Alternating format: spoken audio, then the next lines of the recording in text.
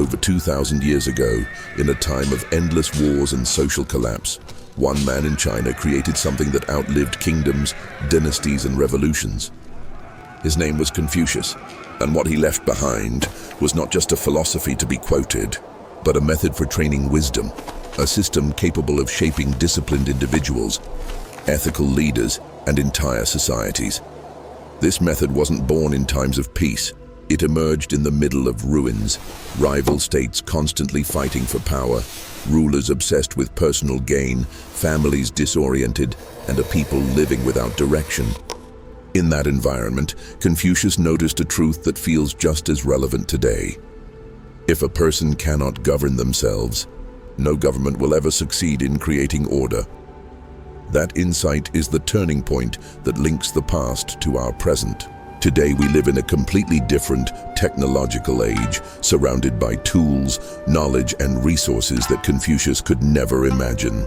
Yet at the core we face the same crisis. The abundance of information has not made us wiser. If anything, it has created a generation that often knows a lot, but understands very little, consumes endlessly but applies almost nothing. It's a picture of excess on the outside and emptiness on the inside. And this is exactly why Confucius's method is worth revisiting. He didn't teach people how to memorize rules or repeat words without meaning. He offered a continuous training of character and clarity, where daily practice mattered far more than theoretical accumulation. Wisdom, in his view, was not knowledge stored in the mind. It was discipline embodied in action. His structure was simple but profound. Start with the individual. Learn to govern yourself, then move to the family. A healthy society begins at home. Then to leadership. Only disciplined leaders can guide a nation. Finally, to society, the natural result of individuals and leaders trained in wisdom. We can imagine it as expanding circles. You cannot transform the outer world until you master the inner one. But here's the clash. Modern culture conditions us to look outward. We complain about politicians, about our jobs, about the economy, as if everything depended solely on external systems. Confucius reversed this perspective. If you want to change something big, you begin with what you can actually control: your conduct, your habits, your way of treating people. Now bring this back to our lives today. Never before in history have we had so much access to courses, books, podcasts, and motivational content. Yet most people remain stuck. They gather information but fail to sustain habits. They want change, but give up in the middle of the process. They expect instant results, but get frustrated when real growth takes time. The Confucian method forces us to face an uncomfortable truth. Our biggest problem is not lack of knowledge, but lack of consistent practice. The difference between someone lost and someone with purpose is not how much they know, but how much they apply what they know. And here, let me pause for a moment to invite you. If reflections like these resonate with you, if you're searching for more clarity and discipline to guide your own life, make sure to subscribe to this channel, Kokoro. This is where we explore practical philosophy, timeless wisdom, and personal growth strategies that actually transform lives. If you believe wisdom should not just be studied but lived, then this is your place to continue learning and applying. Now back to Confucius. His strength was in refusing to offer quick fixes. He believed virtue was the foundation of everything. And for him, virtue wasn't just an inspiring word. It was the daily discipline of honesty, respect, responsibility, and justice. His method worked almost like a school for life. There was no final graduation, no point where you were done. Every experience was a chance to practice. Every mistake, an opportunity for reflection. Every relationship, a space to exercise empathy and discipline. A disciple of Confucius wasn't judged by how many books they had read, but by how consistently they lived the principles in everyday situations.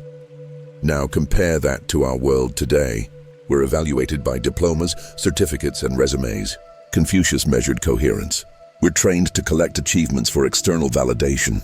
He trained people to cultivate virtues that couldn't be displayed on paper, but could sustain a meaningful life. That's the first key lesson to carry with us. In Confucius's method, wisdom wasn't an intellectual ornament. It was a process of inner construction that began quietly, but revealed itself in action. That's what allowed his teachings to survive centuries of turmoil, invasions, and revolutions. And here lies the hook for what comes next.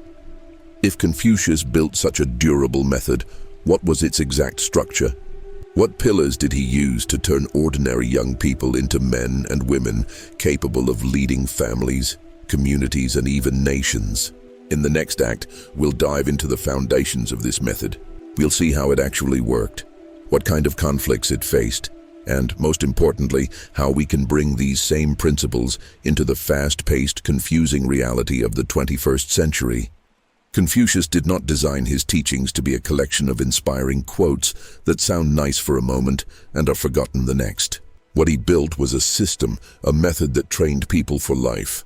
And the core of that method rested on three essential pillars: the cultivation of virtue, the discipline of study, and the application of learning to society. These pillars were not abstract theories. They were practical, concrete, and lived out in the daily choices of his disciples. And the strength of the method was not only in what it demanded, but in the conflicts it created, because practicing these principles in the real world was never easy. The first pillar, cultivation of virtue in Confucius's vision. Wisdom was not about intelligence, cleverness, or rhetorical skill. Wisdom began with character. He believed society could only survive if its people cultivated virtues such as Ren, benevolence, humanity, Li, ritual and respect for proper conduct, and Wei, justice, moral integrity.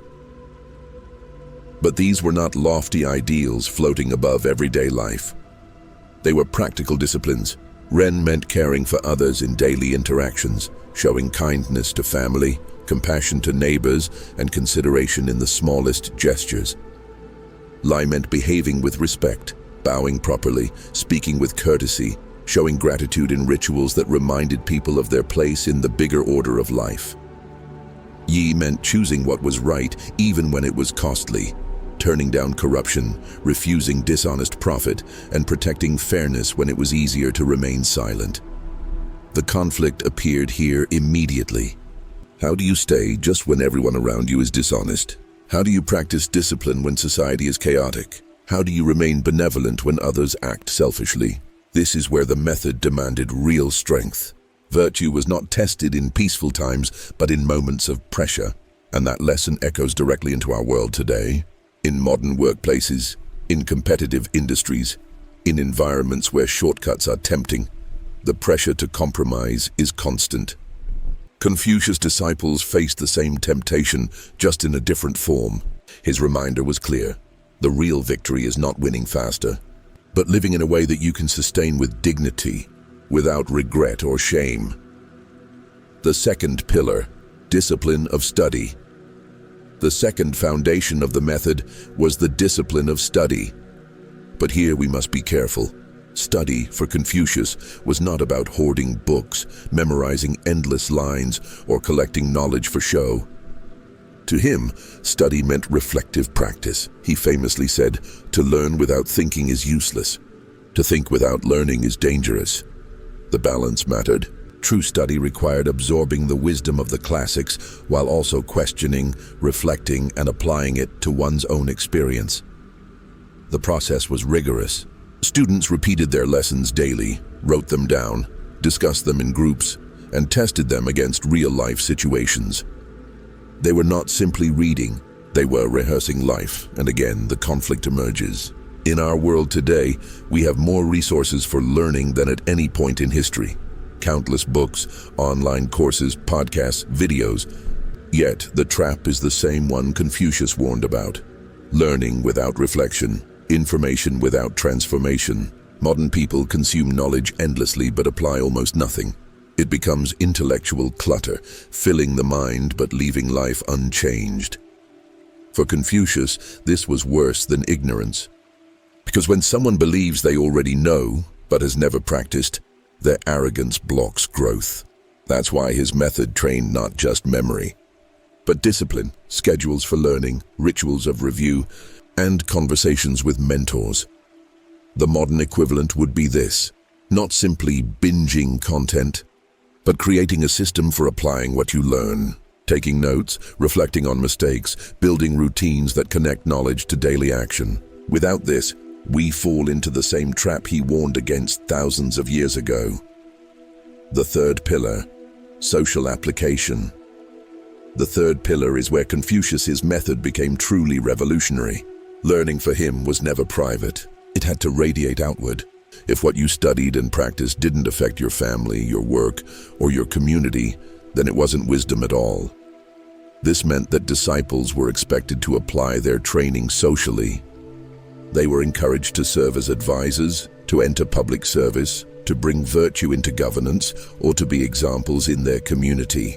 In Confucius' view, a truly wise person was like a lamp. They illuminated not only their own path, but the paths of those around them. But here was the hardest conflict. Many of his students eventually entered politics, only to face resistance. Leaders didn't always want advice. Corruption was often rewarded while integrity was punished.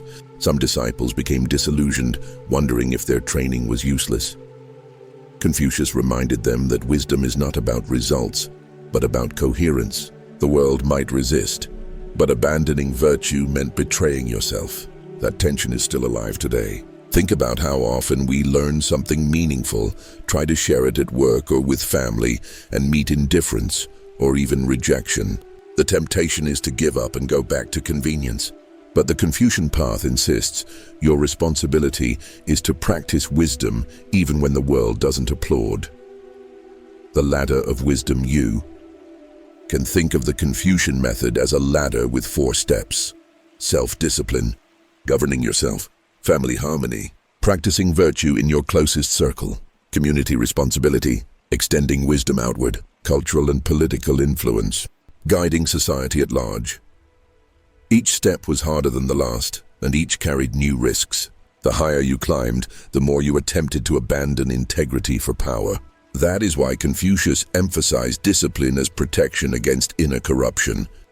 Now ask yourself, how many of us today stop at the very first step? We manage some degree of self-help or personal improvement, but fail to expand it into family life, work, or society. This is where the modern crisis lies. The modern conflict. Here's the paradox. We live in the age of speed, but wisdom grows slowly. We want instant results, while Confucius taught that transformation takes years. We want visible recognition, while true growth is invisible and silent. We chase certifications, followers, and applause, while his method demanded inner stability before outer success. That tension is why most people fail. Gyms are full in January and empty in March. Notebooks from courses are filled in the first week, forgotten in the second. Motivation fades because it was never disciplined to begin with. This is the conflict at the heart of the method: patience versus impatience, depth versus superficiality, real discipline versus temporary excitement. The Chinese trained wisdom for centuries because they had the patience to work on it daily. We lose wisdom today because we are in a hurry to feel wise without doing the work. A modern example: imagine a young professional today, an architect, a programmer, or an entrepreneur. He has access to world-class tools, global networks, and advanced knowledge. But without clarity and discipline, it all turns into anxiety, distraction, and burnout. Confucius's method would redirect him. Begin small. Cultivate virtue in every interaction. Organize your routine. Study consistently. Expand your influence in your family, then in your community. Step by step, your wisdom becomes the foundation for greater work. That path may not look glamorous, but it is the same path that sustained entire civilizations. This is the heart of the conflict. Between speed and patience, between endless information and actual wisdom, between the dream of changing the world and the reality of struggling to change yourself. And now the question is clear. If this is the ladder, if this is the method, how can we actually climb it today? How do we adapt the principles of Confucius to a world of smartphones, constant notifications, and relentless pressure for speed? That is where we'll go in the final act, the resolution. We'll discover the steps we can take right now to bring this ancient method into the present, and how to turn timeless philosophy into daily practice. We've reached the point where philosophy stops being theory and becomes practice. We've seen how Confucius built a method that endured for centuries, how its pillars of virtue, discipline, study, and social application created a ladder of wisdom. We've also faced the conflict, the clash between the slow, patient cultivation of character and the modern obsession with speed and shortcuts. Now, the question that matters most: how do we apply this method in our own time? The answer can be distilled into three movements: look inward, practice in daily life, and expand outward. Look inward. For Confucius, everything began with the individual. If you are not able to order yourself, no external system will save you. The first task then is brutally honest self-examination. Where are you inconsistent? Where do you chase shortcuts? Where do you let emotion control you more than reason? The method teaches us that clarity and discipline come from creating small but consistent rituals. That could mean waking up at the same time each day, keeping a journal to reflect on your actions, writing down what you learned and how you applied it, or ending the day by reviewing your mistakes and planning how to improve tomorrow. This is not about dramatic transformation overnight. It's about constancy. Confucius believed that repeating small acts of virtue every day was the real foundation of wisdom, and modern psychology now confirms the same. Habits compound, discipline builds identity, and clarity grows from repetition. Practice in daily life. Once you have begun to discipline yourself, the next step is to expand that order into your relationships, family, friends, colleagues. This is where the Confucian virtues of Ren, benevolence and lie, proper respect and ritual, become alive. Think about it. What good is philosophy if it doesn't shape the way you treat your spouse, your children, your co-workers, or even strangers? For Confucius, wisdom was never proven in abstract discussions, but in how you acted at the dinner table, in business transactions, or in disputes with neighbors. This is also where the greatest tests appear. You can control your morning routine, but you cannot control the mood of your boss, the behavior of your relatives, or the words of strangers. And yet, Confucius would say, that is precisely the training ground. Wisdom is revealed not in solitude, but in interaction. For modern life, this could mean practicing patience in tense meetings, offering respect even when others are disrespectful, or prioritizing fairness when you could easily take advantage. These daily exercises build a kind of moral muscle. Without them, philosophy remains a book on the shelf. Expand outward. The final movement is expansion. For Confucius, the end goal was never just personal peace or family harmony. True wisdom had to radiate outward into community, culture, and even politics. This doesn't mean everyone must become a politician or public leader. It means your wisdom should have visible effects on the spaces you touch, your workplace, your friendships, your creative projects, your community. A wise person is like a lamp. They don't light themselves alone. They illuminate the room. The legacy of Confucius survived because his method created not only thinkers, but examples, people who lived with enough integrity that their families, students, and communities could feel the difference. The same opportunity exists for us today. Imagine the ripple effect if more individuals disciplined themselves, lived virtuously, and extended that into their families, companies, and neighborhoods. The modern obstacle. The greatest challenge in applying this today is impatience. We want results in days, while Confucius trained people to think in decades. We want recognition and applause, while his disciples trained in silence. We want visible success, while he taught invisible strength. That's why many start but don't continue. Gyms overflow in January, but are empty by March. People devour self-help books only to drop them weeks later. The Confucian method is a sober reminder. True growth doesn't come from excitement, but from consistency. Practical translation for today. So what would this look like in practical steps? Here's how we might translate Confucius into modern life. For yourself, build small rituals that bring clarity, journaling, setting clear routines, ending the day with reflection. For your family, practice daily acts of respect and benevolence, listening fully, honoring commitments, maintaining harmony through small gestures.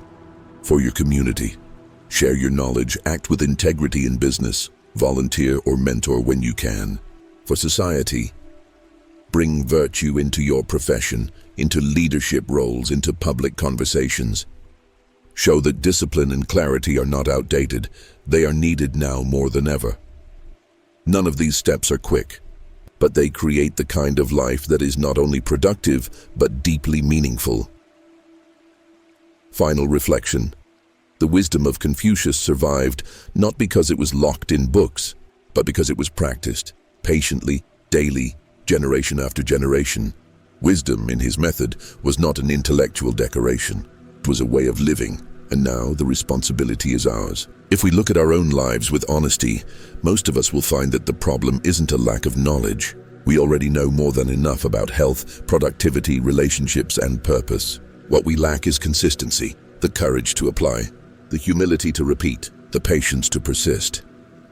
So the final question I leave you with is this. What seeds of wisdom will you plant today that will still be bearing fruit 10 years from now? That's the essence of the Confucian method. Not quick wins, but timeless growth. Not empty inspiration, but applied discipline. Not wisdom for display, but wisdom for life. And if you want to continue this journey with me, if you want to explore more paths of practical philosophy that can reshape the way you think, live and grow, remember to stay with this channel, Kokoro. Because wisdom is not just something we admire, it's something we train together day by day.